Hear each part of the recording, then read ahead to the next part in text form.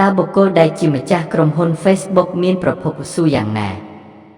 សួស្តីបងប្អូនទស្សនិកជនទាំងអស់គ្នាថ្ងៃនេះខ្ញុំសូមនាំអស់លោកអ្នកមកស្គាល់អំពីប្រវត្តិនិងដំណើរជោគជ័យរបស់បុគ្គលម្នាក់ដែលបានបង្កើតបណ្ដាញសង្គមធំបំផុតមួយនៅលើពិភពលោកនោះគឺ Facebook បុគ្គលនោះគឺលោក Mark Zuckerberg ប្រវត្តិសង្ខេបរបស់លោក Mark Zuckerberg គឺលោកកើតនៅថ្ងៃទី14ខែឧសភាឆ្នាំ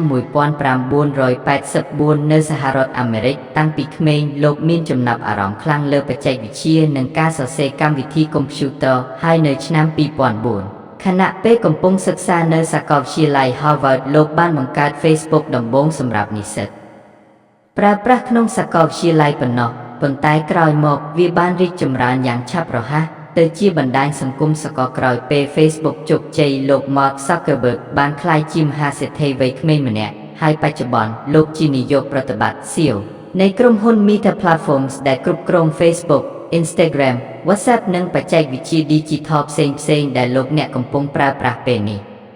យើងបន្តអត្ថាធិប្បាយស៊ុយជម្រៅអំពីការទំនាក់ទំនងរបស់លោក Mark Zuckerberg ជាមួយក្រុមហ៊ុនអ៊ីនធឺណិតធំដែលលោកមិនអាចមើលរំលងបានលោក Mark Zuckerberg មិនត្រឹមតែជាស្ថាបនិកនិងនាយកប្រតិបត្តិនៃ Facebook ប៉ុណ្ណោះទេប៉ុន្តែគាត់ក៏ជាបុគ្គលសំខាន់ម្នាក់ដែលមានទំនាក់ទំនងជិតស្និទ្ធជាមួយក្រុមហ៊ុនអ៊ីនធឺណិតធំជាច្រើនលើពិភពលោកទំនាក់ទំនងទាំងនេះមានទាំងផ្នែកសហការតែស្ថិតក្នុងការប្រកួតប្រជែងគ្នាដែររួមនឹងការទិញយកក្រុមហ៊ុនផ្សេងតែម្ដងដំបូងឡើយ Facebook បានមានទំនាក់ទំនងជាមួយ Google និង Microsoft នៅដើមដំណាក់កាលអភិវឌ្ឍ Facebook ក្រុមហ៊ុន Microsoft បានវិនិយោគប្រាក់ចូលក្នុង Facebook ដែលធ្វើឲ្យ Microsoft ក្លាយជាដៃគូសំខាន់ផ្នែកផ្សព្វផ្សាយនិងបច្ចេកវិទ្យាចំណែក Google វិញគឺជាគូប្រកួតប្រជែងធំក្នុងវិស័យផ្សព្វផ្សាយអនឡាញព្រោះទាំងពីរប្រកួតគ្នាដើម្បីទាក់ទាញអ្នកប្រើប្រាស់និងអ្នកផ្សព្វផ្សាយពាណិជ្ជកម្មបន្ទាប់មកលោក Mark Zuckerberg បានពង្រីកឥទ្ធិពលរបស់ Facebook តាមរយៈការទិញយកក្រុមហ៊ុនអ៊ីនធឺណិតធំដូចជា Instagram គឺនៅឆ្នាំ2012និង WhatsApp នៅឆ្នាំ2014ការទិញយកទាំងនេះបានធ្វើឲ្យ Facebook មានអំណាចខ្លាំងក្នុងវិស័យបណ្ដាញសង្គមនិងសារអនឡាញព្រោះវាបានភ្ជាប់អ្នកប្រើប្រាស់រាប់ពាន់លានអ្នកនៅជុំវិញពិភពលោក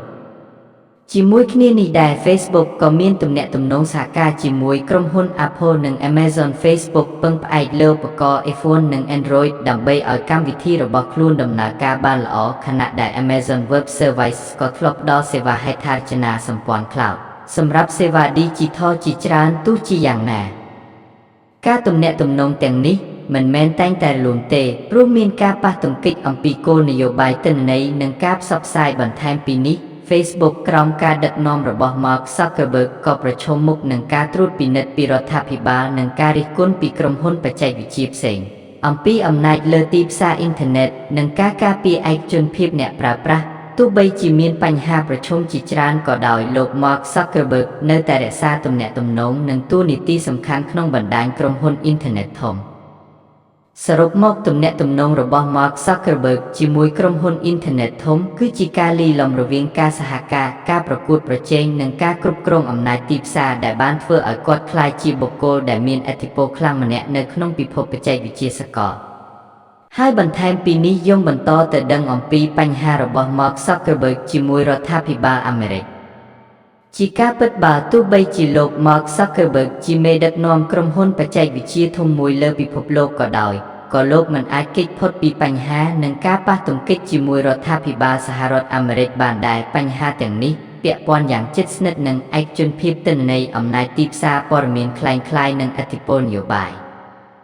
បញ្ហាធំបំផុតមួយគឺបញ្ហាការពារទិន្នន័យនិងឯកជនភាពអ្នកប្រើប្រាស់រដ្ឋាភិបាលអាមេរិកបានចោទសួរ Facebook ថាមិនបានការពារទិន្នន័យអ្នកប្រើប្រាស់ឲ្យបានល្អគ្រប់គ្រាន់ជាពិសេសករណីល្បីល្បាញមួយដែលទិន្នន័យអ្នកប្រើប្រាស់រាប់លាននាក់ត្រូវបានប្រើប្រាស់ដោយក្រុមហ៊ុនទី3ដោយគ្មានការអនុញ្ញាតច្បាស់លាស់បញ្ហានេះបានធ្វើឲ្យ Mark Zuckerberg ត្រូវចូលសម្នាការនៅមុខសភាអាមេរិកដើម្បីឆ្លើយសំណួរពីសមាជិករដ្ឋសភា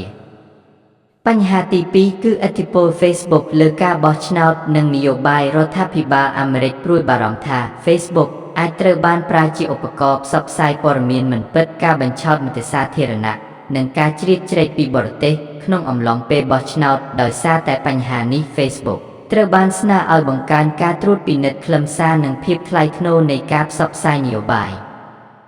បញ្ហាទី3គឺអំណាចទីផ្សារនិងការប្រឆាំងអាជីវកម្មផ្ដាច់មុខរដ្ឋាភិបាលអាមេរិកនិងអាជ្ញាធរត្រួតពិនិត្យទីផ្សារបានសង្ស័យថា Facebook មានអំណាចខ្លាំងពេកបន្ទាប់ពីទិញយក Instagram និង WhatsApp មានការចោទប្រកាន់ថាការទិញយកទាំងនេះបានរារាំងការប្រកួតប្រជែងនិងធ្វើឲ្យក្រុមហ៊ុនតូចពិបាករីកចម្រើនបញ្ហាទី4គឺសេរីភាពនៃការបញ្ចេញមតិនិងការគ្រប់គ្រងខ្លឹមសាររដ្ឋាភិបាលនិងសង្គមអាមេរិកមានមតិខុសគ្នាអំពីតួនាទីរបស់ Facebook ក្នុងការលុបឬអនុញ្ញាតឲ្យបង្ហោះមតិខ្លះចោទថា Facebook គ្រប់គ្រងខ្លឹមសារខ្លាំងពេកខណៈខ្លះវិញចោទថា Facebook មិនបានទប់ស្កាត់មាឌការគ្រោះថ្នាក់ឲ្យបានគ្រប់គ្រាន់សរុបមកបញ្ហារបស់លោក Mark Zuckerberg ជាមួយរដ្ឋាភិបាលអាមេរិកមិនមែនជាបញ្ហាបុគ្គលទេប៉ុន្តែជាបញ្ហារវាងអំណាចបច្ចេកវិទ្យាធំនិងអំណាចរដ្ឋវាបង្ហាញថានៅសម័យ Digital ក្រុមហ៊ុនអ៊ីនធឺណិតធំមិនអាចដំណើរការដោយឯករាជ្យពេញលេញបានទេហើយត្រូវស្ថិតក្រោមការត្រួតពិនិត្យរបស់រដ្ឋាភិបាលនិងសង្គមជានិច្ច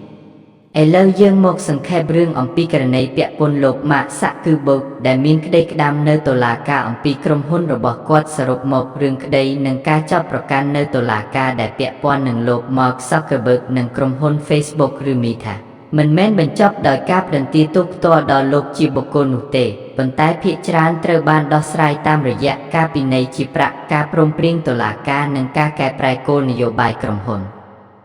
ក្នុងករណីឯកជនភាពទិន្នន័យ Facebook ត្រូវបង់ពិន័យជាប្រាក់យ៉ាងច្រើននិងសន្យាថានឹងពង្រឹងការការពារទិន្នន័យអ្នកប្រើប្រាស់រដ្ឋាភិបាលអាមេរិកក៏បន្តត្រួតពិនិត្យយ៉ាងតឹងរ៉ឹងលើការប្រើប្រាស់ទិន្នន័យនិងការគ្រប់គ្រងខ្លឹមសាររបស់ក្រុមហ៊ុននេះចំពោះរឿងក្តីប្រឆាំងអាជីវកម្មផ្ដាច់មុខការប្រកួតក្តីនៅតែបន្តជាបន្តបន្ទាប់ហើយមិនទាន់មានសេចក្តីសម្រេចចុងក្រោយដែលបង្ខំឲ្យមីថាបំបែកក្រុមហ៊ុននៅឡើយទោះជាយ៉ាងណាវាបានធ្វើឲ្យ Facebook ស្ថិតក្រោមសម្ពាធយ៉ាងខ្លាំងពីសាលាក្តីរដ្ឋាភិបាលនិងសាធារណមតិហើយជាអត្ថន័យសំខាន់រឿងក្តីទាំងនេះបានបញ្ជាក់ថាអំណាចរបស់ក្រុមហ៊ុនបច្ចេកវិទ្យាធំមិនអាចលើសច្បាប់បានទេលោក Mark Zuckerberg និង Meta ត្រូវបន្តកែប្រែខ្លួនឯងដើម្បីសម្របសម្រួលរវាងការច្នៃប្រឌិតបច្ចេកវិទ្យានិងការទទួលខុសត្រូវចំពោះសង្គមអាមេរិកជាសេចក្តីសម្រេចចុងក្រោយក្នុងរឿងក្តីនៅតុលាការមិនបានបញ្ចប់អាជីពរបស់ Mark Zuckerberg ទេប៉ុន្តែវាបានក្លាយជាមេរៀនធំមួយសម្រាប់ពិភពបច្ចេកវិទ្យានិងអនាគតបណ្ដាញសង្គមទាំងមូលនៅចុងក្រោយប្រវត្តិនិងបញ្ហារបស់ Mark Zuckerberg និងក្រុមហ៊ុន Meta Facebook បង្ហាញថាគាត់ជាអ្នកបង្កើតបច្ចេកវិទ្យាដែលមានឥទ្ធិពលខ្លាំងបំផុតមួយលើពិភពលោកប៉ុន្តែជាមួយនឹងភាពជោគជ័យធំធេងនោះក៏មានការរិះគន់និងបញ្ហាច្បាប់ជាច្រើនផងដែរ